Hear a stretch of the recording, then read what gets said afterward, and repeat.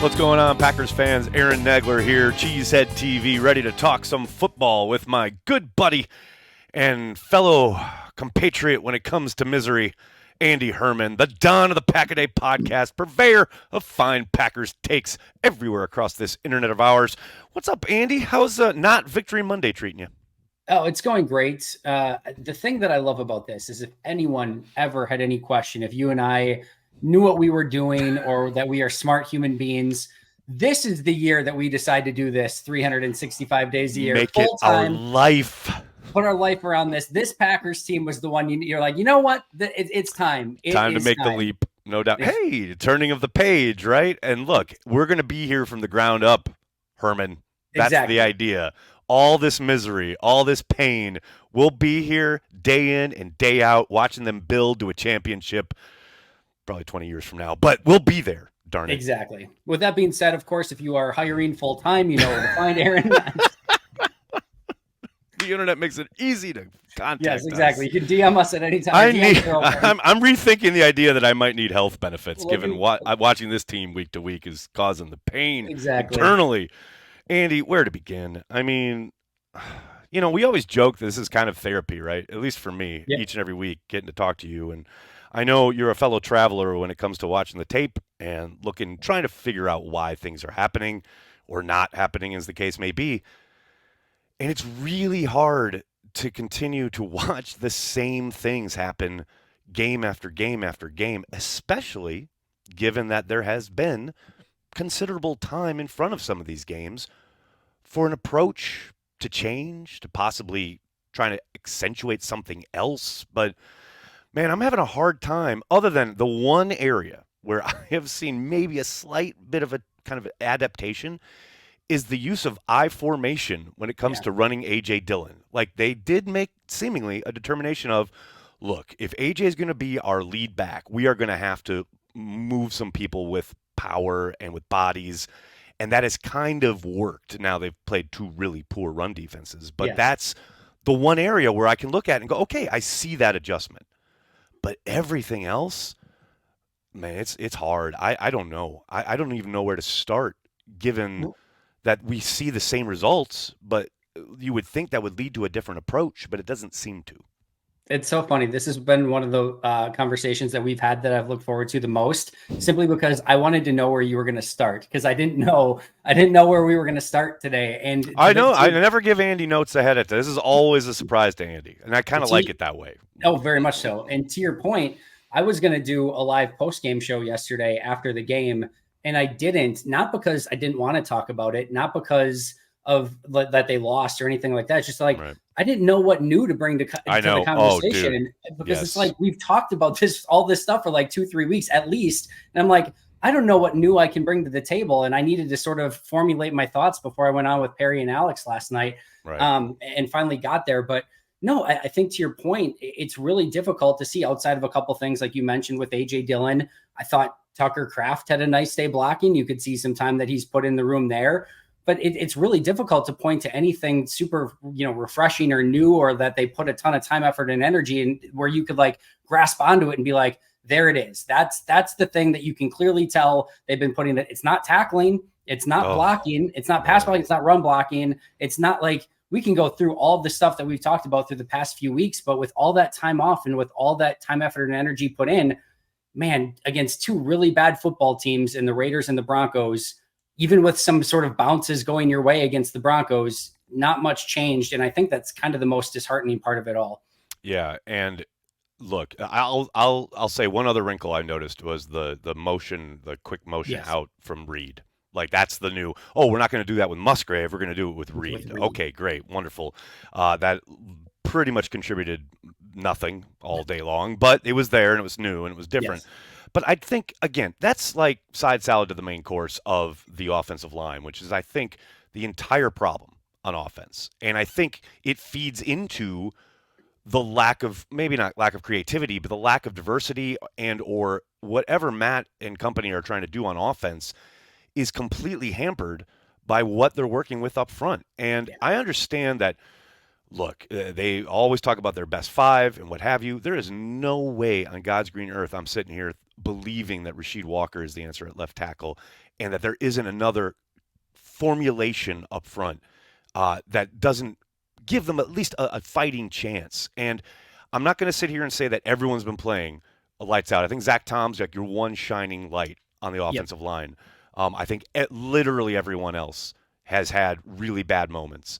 But, man, Rasheed Walker is just a problem at this point. And I don't know what they're looking at, especially after a week off, to say, yep, we're going to run him back out there. I think let's just theorize that if they change something, it could get worse, right? You're at the point that's where probably their fear, right? But you're at the point where like you got to try. You're like even like I think you're at the point of like I could maybe make an argument of like, man, maybe Rasheed, going left to right, Rasheed, Elton, Myers, Runyon and Tom is just their best iteration. And I've gone over the fact of the one thing you have going well maybe on this team right now is Zach Tom at right tackle. And I really hate moving him around. And like, do you really want to take a guy in his second year who's actually playing well and try to fix something that's not broken to move everything else around? But at this point, like it has to be something. And I understand too, the like long-term implications of Rasheed's under contract the next couple of years. Yash is not. There's a good chance Yash is gone after this year. Rasheed probably will be here. So do you want to just go with, Rasheed? Do you want to try a Caleb Jones or something instead of that? But at some point, I mean, come on, like you've just got to try something new and different, whether that's a Sean Ryan, whether that's a Caleb Jones, whether that's a Yash Nyman. I don't care. And even if you have to move some pieces around, because you know what? When Zach Tom got in there for 4 snaps at center, who looked really good at center? Zach Tom. Like, what a shock, right? I know, right? It's so as much as I don't want to move him, I do think you're to the point where you just have to try something different. Man, I'd be down with a Caleb Jones audition. I'll tell you what, and look, they might be thinking that way, right? Long-term thinking, let's get Walker as many snaps as possible to try and develop him. I understand that, but you've got to win some games. Yeah. And you've just gone through the quote-unquote winnable part of your schedule. It's only going to get tougher. And I think you alluded to this on Twitter last night. Like, that was it. That was the part of the schedule where maybe whatever's working against you can set right. Yeah. Like, nothing's getting easier here. Like, these games aren't getting, like, tougher and tougher opponents are coming. And that brings me to Jordan Love because, look, all summer long I talked about struggles and we were going to have stretches of frustration with a first-year starter. That certainly has reared its head here. Yeah. I don't doubt for a moment that, we will continue to see sputtering and we'll see missed throws and bad reads and mistakes and questionable decision-making. I think all of that goes hand in hand your first time as a starter in the NFL. What I do want to see from Jordan, though, going forward here is just a little more consistency and a little bit more we saw it in the preseason and even at times last year, rise and fire. And I understand that he's working with a complete clown car sometimes when it comes to guys running routes and where they're going to be, etc. But man, you're not going to be able to trust your protection. You can't hold the ball. So get up, rise and fire, and let it rip. And we've heard Matt talk like that before in the past. I think they're at a point now where it's like, okay, I'm going to run the scheme. You know what I mean? I know how this is supposed to work. And guys might be in the wrong spot or whatever, but at this point, he's got to start, taking ownership of it a little bit more. I don't know. It's hard to express what I'm trying to say, but I know what you mean. Rise and fire, man, because I do think he's been spooked a little bit for good reason. We've seen quarterbacks go down this road where they can't trust their protection, and all of a sudden they're trying to do way too much. And I do think that's kind of entering his headspace right now. I'm with you. And I think we kind of talked about this, I think, a couple of weeks ago of we're seeing a quarterback that's learning in real time. And certainly for Green Bay fans, that is something totally new and something that we haven't had to deal with a whole heck of a lot in the past 30 seasons. And I thought this week, you go back to Detroit and even at times against the Raiders, and you would see him holding onto the ball too long and maybe trying to wait for something to develop down the field. Right. And it doesn't develop. And then Aiden Hutchinson or Max Crosby or John Kaminsky and a million other people were waiting, to bring him down. And everything was disjointed. I thought this week, it almost went too far in the opposite direction where they went screen heavy. They wanted to get the ball out of his hands. And you almost could tell Denver knew the script ahead of time of knowing like, all right, because Jordan said it multiple times throughout the week of, he's just got to kind of, to your point, like kind of let it rip, and he's got to see the throw and just kind of get rid of it. And they kind of came up on everything. They're still covering with 7, getting home with 4. And there's just not a ton of opportunities and places to go with the ball. But it was also almost like too many times it was just kind of getting out of his hands. And there's just the overarching thing here is there's no rhythm. If you want to hang on to the ball and find the deep shot, there's no rhythm. If you want to get the ball out of your hands, there's no rhythm. If you there's no short, intermediate, or deep thing that's working. And we've seen the stat that Rob Domofsky posted of how atrocious this offense has been, including Jordan when trying to throw the ball downfield. We saw this in this game, the screen game, where they try to get it going on numerous occasions and they just cannot get it going. And the one time it looks like they maybe have it set up, Jordan fires in the end zone to Romeo Doubs. Yeah. Those are the sort of things. And I'm with Ben Fennell at this. He tweeted this out before I got to the tape this morning. And he's like, the offensive tape wasn't as bad as I thought it was going to be. It's just a different player on every single down. And I'm like, man, I trust Ben to death, but I'm not sure I'm going to agree once I go through this tape. And then of course I go through the tape and I agree. You go through this and it's like one play is Elton letting somebody through clean. And then the next second play of the game. That's what kills me. You try and go tempo, right? You're like, okay, we're going to try and jumpstart this offense. We're going to go tempo. And then Elton Jenkins completely whiffs on his block, loss of 2. And now you're behind the sticks and it's 3rd and long on your first drive of the game. And then all of that rhythm again is gone. And but then the next play it's Runyon, and then it's Myers, and then it's Walker, and then it's, then all of a sudden you throw a ball, a 50-50 jump ball to Romeo Doubs down the field. It's a pretty nice pass. Doubs can't come up with it. Right. And then you've got a play towards the end of the game where Christian Watson comes open and Jordan Love is late to the throw. And it's a different player on every single play.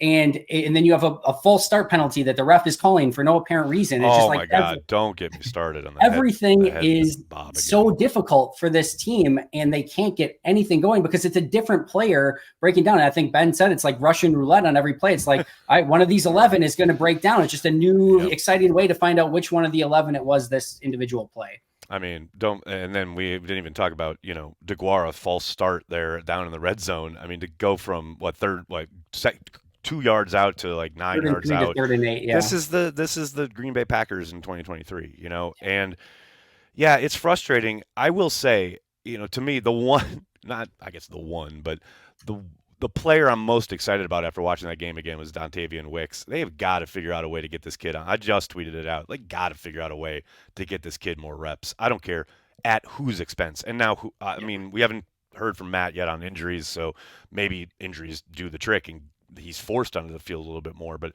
why are we throwing, or why are we playing Samori Toure when Davian Wix is on the team? It's just blowing my mind. And I understand Torre's got a year in the system or whatever, but man, they are night and day. And just at this point, Wix is just the one guy who jumps off the screen to me.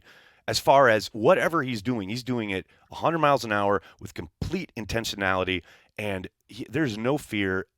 And I just see a guy who's ready to make a play at every moment in a way where I see a lot of thinking going on everywhere else. Yep. And that's what I'm just get him on the field.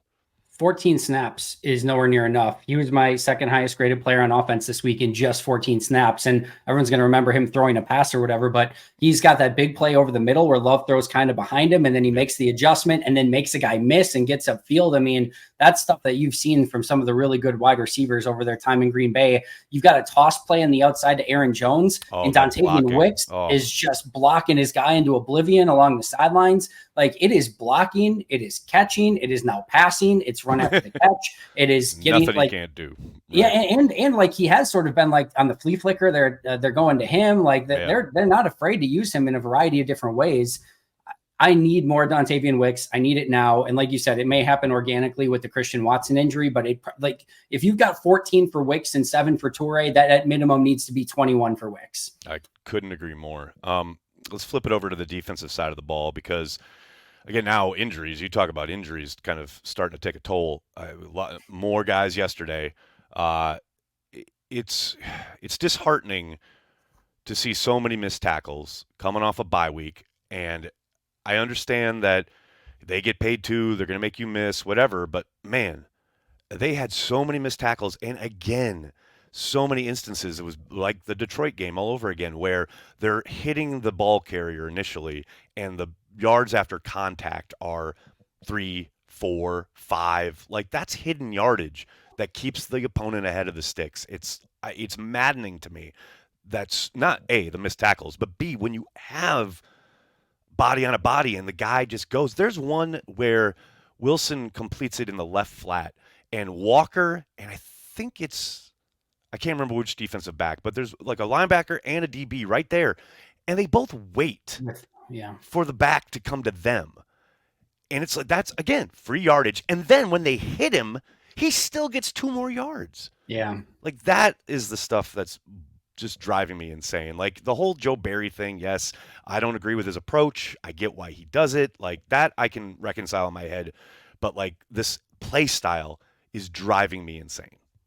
And it's so much of the fundamental stuff on both sides of the football, which is so frustrating. And it's just like you said, it's the tackling on defense, it's the blocking on offense. It's kind of what should be not the simple stuff. That stuff's not necessarily simple, but it's like football 101. Right.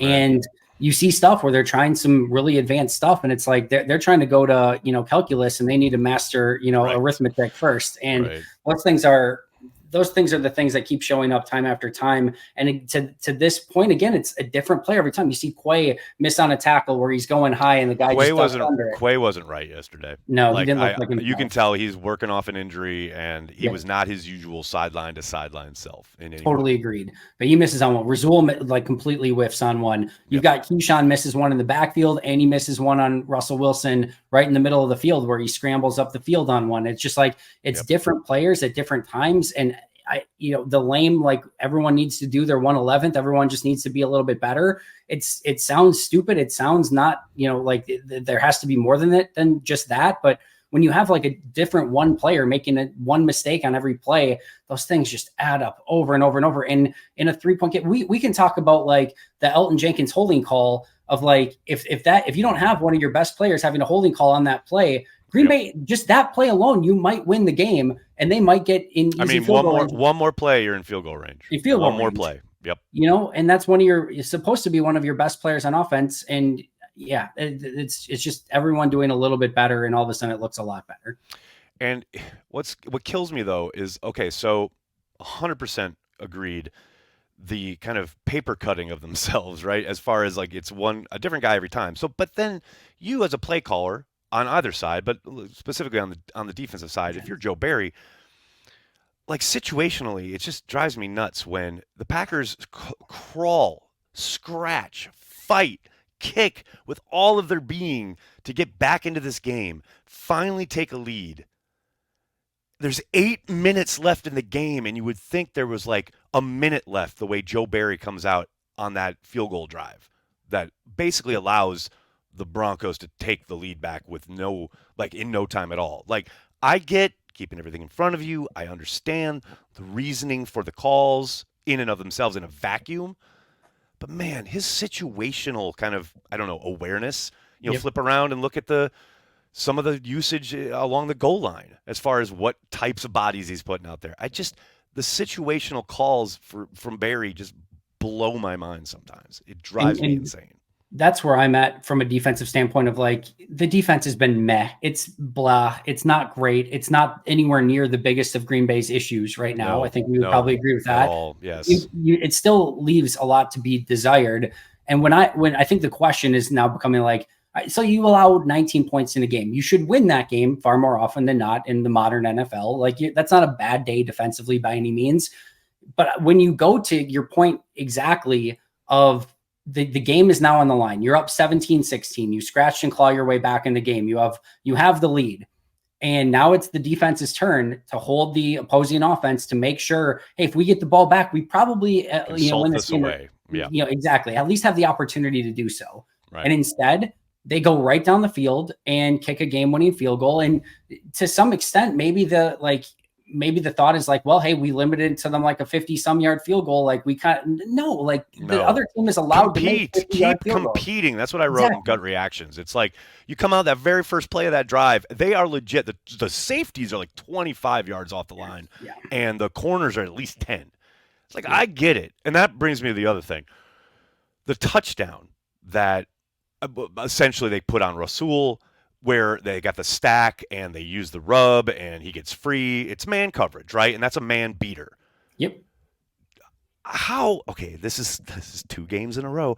How do you not have a check for that when they're in a stack in the red zone and you have a man call and you see that pre-snap? How the do you not get out of it? Now, is there a check? I'd love to know. I'm guessing probably not. Yeah. But this is 2 games in a row where we've allowed just an easy completion, which at least could have been somewhat maybe slowed down, even possibly stopped if they just have a check at the line. Like, that drove me insane. Because I had people in my mentions like, well, they played man coverage. It's like, yeah, against a literal set that's designed to beat man. I know this, and I know nothing. Like, if you see that pre-snap, how do the guys on your field not have the wherewithal, or at least the green light, to make a check and get out of it? Yep. Oh, sorry, I know I'm venting, but it drove me insane. Because no matter what the situation is, it's completely unacceptable. Either A, there is a check, and the guys don't have the wherewithal to make the check or recognize it to get out of it. Like, that's coaching. Or you don't have the check, in which case it's probably even worse, but it's still, it's the coaching staff that's ultimately at fault here. And those things, and I thought the exact same thing. I actually was thinking of you, going through the Justin Jefferson thing with Preston Smith on him last year. And then this year you get the Raiders one matched up with Preston Smith with Devontae. So I'm thinking, like, in my head of like, oh, next year when this happens again, they're going to have to, after the play, put in a check to figure out that exact scenario. Rasul just has to survive the down, Andy. That's what he has to do there. I just, that's the stuff that drives me nuts. And to your point, the defense has been meh. It's played well enough to win these games. They have all been winnable. Outside of the Detroit game, they've all been winnable. And the offense has not shown up. Like, these furious comebacks, they're thrilling and all, until the last throws. But, that's no way to live in the NFL. I don't know, man. I'm going to be very, very curious to see if there's any kind of change in approach from Matt LaFleur and company this week. You have to figure at some point, as these losses start to pile up a little bit more, and if this continues to be the case, there's going to be something that hits at some point, whether that is players being benched, players being cut, players being traded, coaches being like whatever. Like, you would think, as things start to heat up just internally and people get more and more frustrated. I know this is a franchise that is the most, like, we're going to, keep everything as status quo as possible. A lot of long view. But long view. Man, you got to think at some point something starts to heat up and cause a little bit of a boiling over. First down is the best down to throw the football on. I need Matt to come out, just spread it out, start throwing it to Wix every other down. That's my recommendation. That's in the mail. Problem solved. I don't know about that, but it's something. It'll be different. And it won't be what we've been watching for the last 3 games, which is driving me into an early grave. Andy, can't thank you enough for hanging out, talking Packers each and every week. Really appreciate the time, man. Have yourself a good week, and try not to watch too much of that Packers game. I'll do my best. Thanks, Aaron.